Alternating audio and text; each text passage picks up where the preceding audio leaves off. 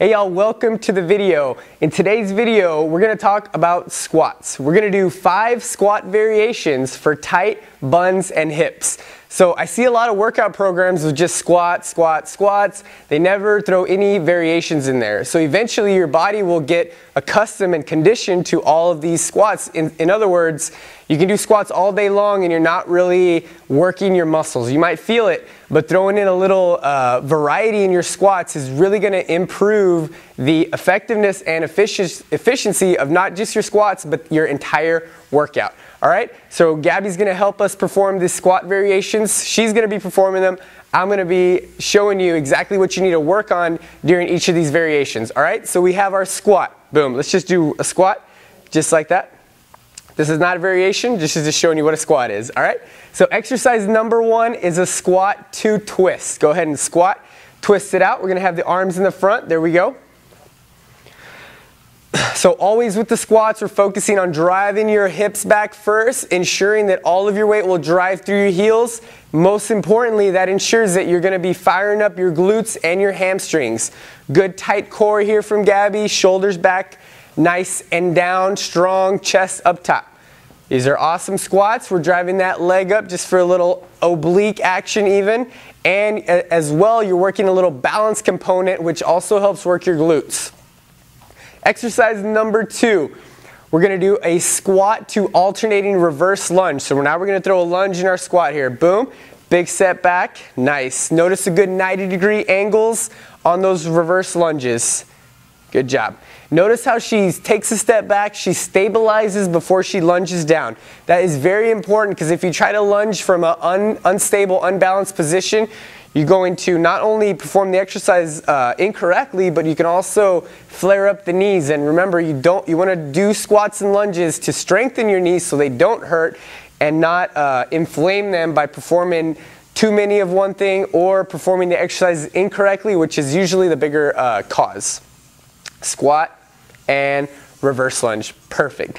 All right, exercise number 3, we're going to do a squat to lateral kick. All right, so a regular squat, and now we're going to kick that leg out to the side.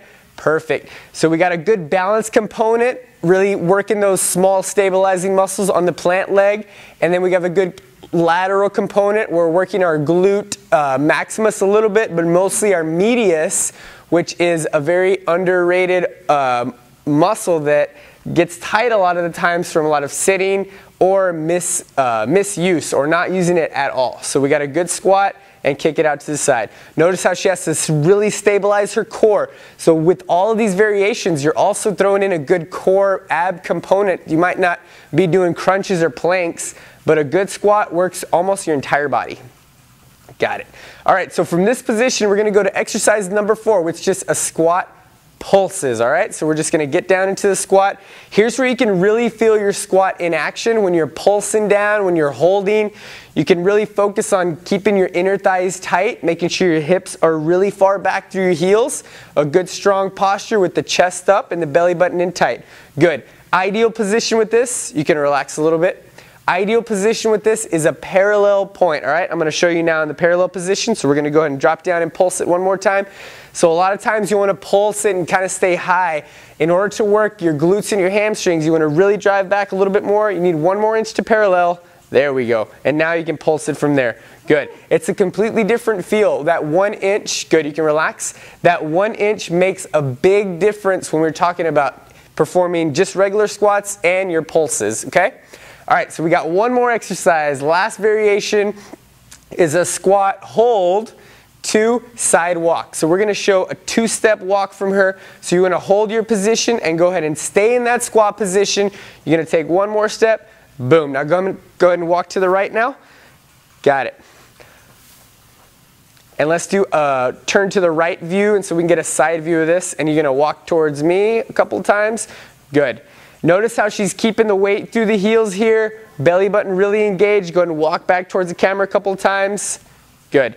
And so you can relax. So as you start getting a little bit fatigued with that one, you're going to notice your knees coming over your toes. You just want to be very aware and conscious of that happening, so you know you need to either fix your form. If that doesn't work, you want to go ahead and rest for a little bit and then get back to it. You don't want to power through a poorly performed squat because you will regret it the next day, and even down the road when you start inflaming those knees by performing squats incorrectly for a long period of time. So be very conscious of your form. That is the lesson about squats today. So throw some of these variations into your own workouts. If you want some help with figuring out where to put these into your workout program, I have a lot of awesome workouts, and you can have access to those by just clicking the link below the video, and I'll send you a free metabolic workout with a lot of these variations in there every single week. We will see you soon. Thanks.